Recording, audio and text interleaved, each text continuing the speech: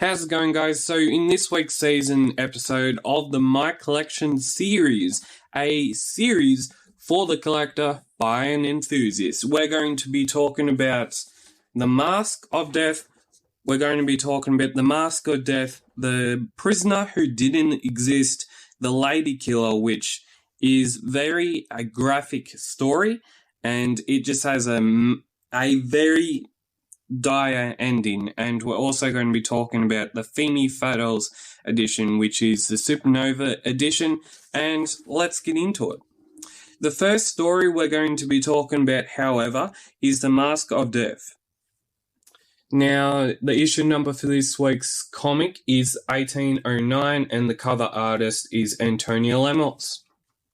Now, the creative team behind this story is Ulf Granberg and Jamie Valvey, and the story first The story was first published by Semic Press in Scandinavian issue number 13 in 1983, and again this story introduces us to two historical figures called Nostradamus and Paracelsus. Now, if you didn't know, these are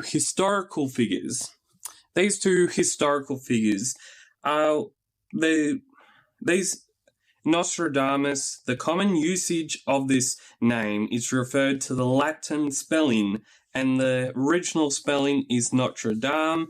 He was a French astrologer, physician, and reputed seer, which means he had insight of spirituality and of knowledge. Now, Paracelsus, on the other hand, is a Swiss physician, alchemist, lay theologian, and philosopher of German Renaissance. Now, you're probably wondering, how do these two historical figures twine themselves into this story? And I'm just going to say this. It's a very good story. It still amazes me that this story was published in 1983, and I read it yesterday, and it's still so good. So, back when this story was getting published, and we see in this amazing panel, which, again, is done by Jamie Valvey, we see in this amazing panel that it's actually done by, and it's got a big panel called the Nostradamus. It's got a big panel which features Nostradamus and the good old striking image of the skull. And in this story, we basically see there's a lot of historical figures actually happen in this story. The Phantom, he gets a run-in with a very evil person who, by a matter of fact, is clothed under a cloth. Ironically, is clothed by a cloth. Now, he gets discovered that he's actually behind a curtain. Who discovers him? Yes, it's a dog, and he gets away from that. Now, when we're about to get to the juicy stuff, and basically the drama sort of stuff, the Phantom, he has to help this person who these co-conspirators are basically drowning and trying to get rid of. Now, what the Phantom doesn't actually know is this person is actually related to one of the kings, or she is related to the King of France. Now, this person, who is she? She's a cousin, and that cousin and this person is related to Francis, King Francis of France, who ruled from the 1515s to the 1547. Now, one of the big story plots in this story is basically there's a group of people, there's an organization who is trying to basically assassinate the king, and so the Phantom has to basically stop this assassination plot to the king, and it's quite a fascinating story. The only part that I don't feel like it was on was this page here, page 21, where there's not much highlights. It's all covered in grey. And yeah, but yet again, we see this page number 21 of Phantom issue number 1809, and we see this page. We then take it back to the last couple pages. Last couple pages, mostly blacks, some greys and whites. But I think with this page, page 21, being that it's just covered in grey and there's not much highlights going on, I think it brings a lot of contrast to what a person is reading in this comic. And then we basically transform back into a blacks, greys and whites. So the Phantom, he basically saves this person who is related to King Francis, and they sneak into King Francis' palace. They go along, they meet some people who had unfortunately died, but as you can see, it has a skull and they're attached to a wall. They make it into it, and the Phantom and this other person who's directly related to King Francis explains, why is this other person with them, and why did he save her, basically? And the Phantom, he's on his patrols, he's going and doing the normal stuff. He breaks up a very assassinated plot to try and kill the king. He does that, he saves the king, and then the king orders all the assassination people, the assassinators, to be beheaded. And that's how it was back in those days. Like, you see a lot of people now saying, oh, but why did this happen and why did they have to get beheaded?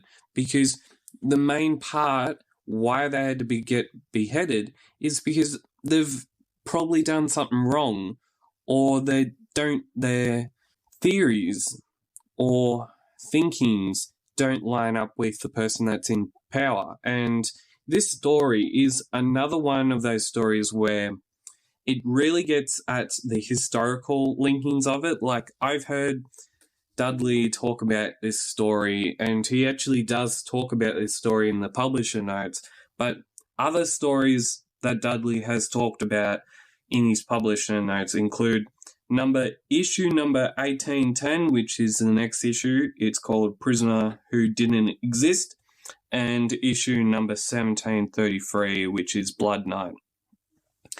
Now, why do all these three stories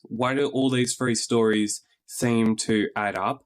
It's because back in 1983, back when these stories were first coming out, I'm guessing it was, say, like a series or like a part series or something like that. But I do find these historical stories interesting. And yes, we have the good old Frew Defense Force, collect and protect. 100 bags for $10, and they're not available on Frew's website anymore, so I'm not going to talk about them. And we have a great ending with this last panel with the Phantom, current Phantom of that time, then returning to his pygmies. Yep. But I think, as you will see in the first episode of this season, Antonio has and always has been doing a great job with his covers, and I still love him for doing those covers. Now we have The Prisoner Who Didn't Exist. Now this next story is this one here, and the title says a lot about this book. The title says a lot about this book. Who didn't exist? Who is the person that is either getting framed for what he may or may have not have done? But again, it's historical linked. It's historical linked stories, I feel like, are very, very good, and I've always enjoyed them. Like, I think I say this a lot on the channel, but I feel like the main Phantom story that has still stuck with me and is just so damn good, so damn interesting, is the assassination plot on President Lincoln. Now, that story, I think, was by few publications, was published 2001 or in the late 90s. Now we're going to be talking about this story. Now, as I said, this story supposedly says and is a continuation or a prelude to the series that we've been talking about, with the other stories being this story, Mask of Death, and the Blood Knight story. It's still so damn cool, and like the creative team being on this story is none other than the famous team up of Klaus Reeve Murphy and good old Jamie Valvey. Many fans would know this, but I'm going to let you know, if you are not a fan who has been raiding the Phantom or is a new viewer to this channel, Klaus Reeve Murphy, yeah, he had a Pistonium. So his Pistonium name was Michael Therese. Now, why is the reason why a lot of authors at the start of their career have a Pistonium? Now, one of the reasons why, I looked this up on the internet, by the way, but one of the reasons why he had to basically go under another name is because it gives a person, yeah, this is what this guy has done, and sort of gives that author a little bit of recognition. And then if they need to, if they want to, they can then possibly revert back to their original name. And as was this case, like Klaus Reeve Murphy, although he passed away last year in 2021, has done more than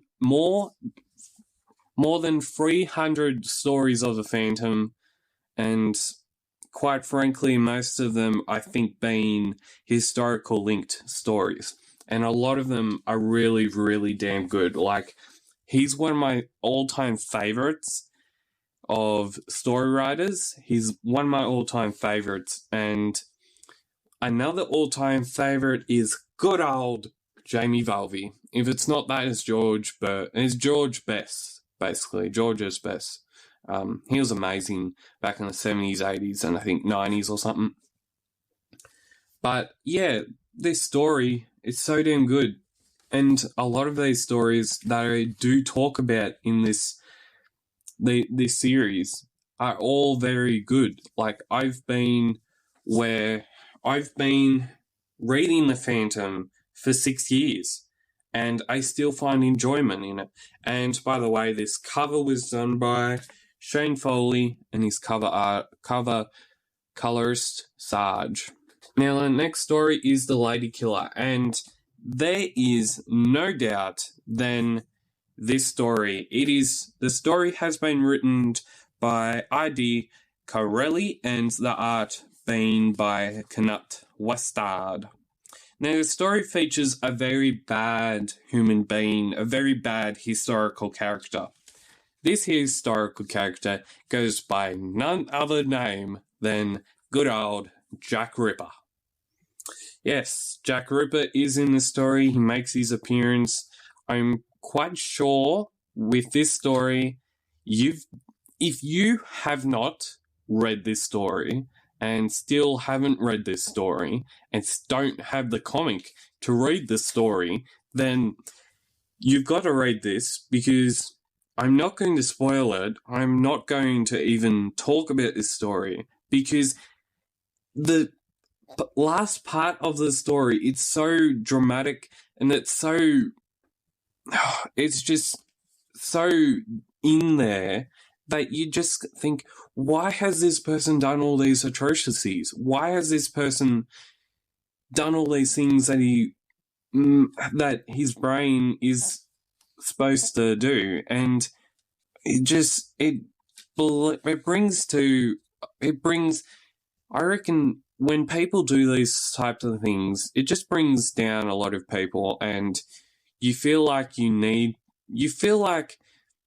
it's not even a real person. And when you hear about it, it's just very, very bad that that person has actually committed and done these sort of things. Now, with this historical character, was he even around? You can search that up for your own, but like every single time I look up his name, it's just horrific that he's actually done these things, and maybe he didn't, like, maybe he was just, yeah, it's just bad that he's done these sort of things. And I don't know if it is a real person, but until they create like a time machine to go back to that era,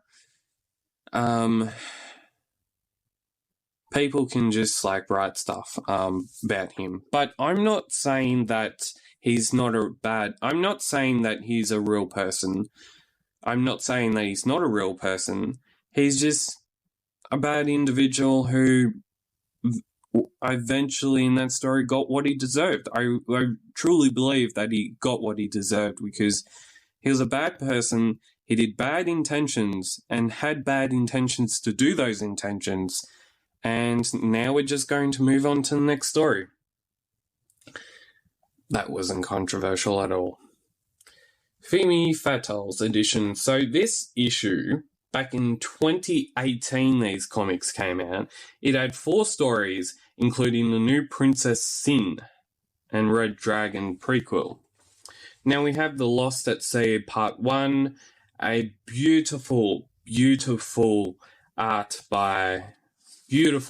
cover art by Jeremy McPherson. You've done a great job on this one. And this story has been done by good old Ray Murphy and the late Spadari. Caesar Spadari, I meant. Now, I'm not going to talk about this story. One of the reasons why it's like 4 stories, and I haven't read them for quite a long time. So I think we had this one-parter come out. Then I think a couple of months later, the second part came out because I think they couldn't fit both parts into the comic book. And I think those parts are related to, I think, the Red Dragon series or something. Pardon me.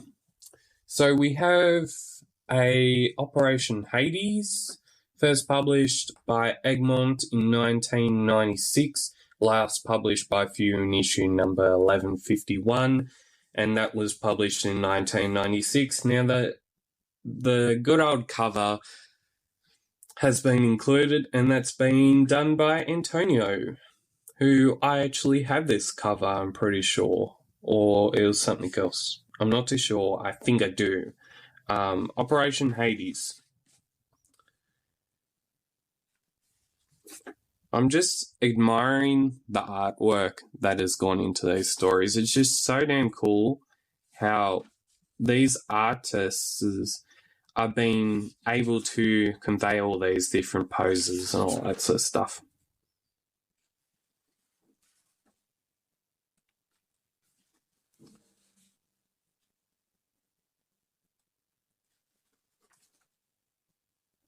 So damn cool.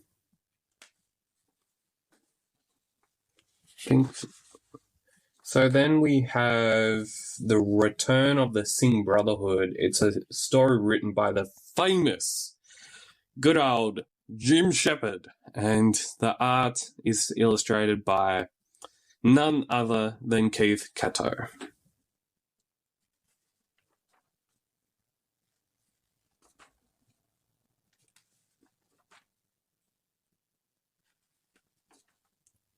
I love it. I love just looking at the artwork and picturing, how did this person do it? What techniques did they use? what went into making that piece of artwork, and how long did it take?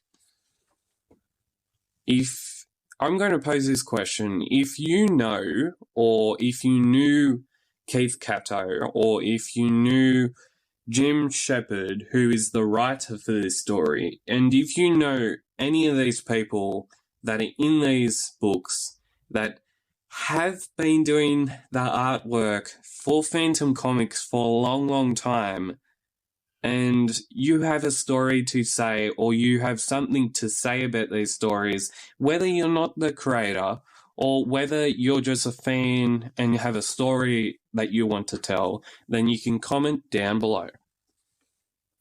Okay, we have The Rise of the Red Dragon, Part 1.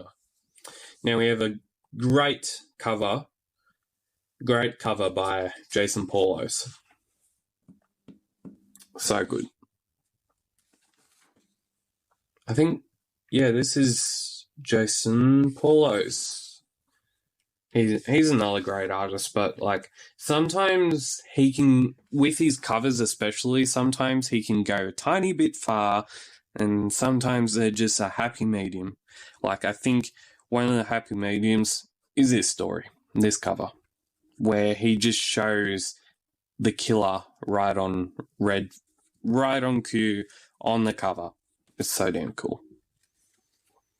It's good that they actually show what's actually in the story, and then it gives you a little insight on what may happen, and I guess that's why they do these type of things. Okay, we have the forum. Letters, comments, social media, emails. You can get it all at the forum. Now, if you wanted to email Dudley Hogarth, you can do it at... You can email Dudley Hogarth at dudley@fewpublications.com.au, or if you just want to send a good old-fashioned mail, you can send your mail to Few Publications. P.O. Box is 2206 at Coverley West, New South Wales, 2031. I so wish I still got I wish I had got the Folio 5, but like you get that in the hard jobs. Okay, so we have Kimmelo's, I would say, second or first back cover. If you would like to subscribe, and if you would like to comment, what are your thoughts on the new season, and where could I do better? And as always, keep PhantomCaving, and we'll be back with another episode of The Enthusiast right away.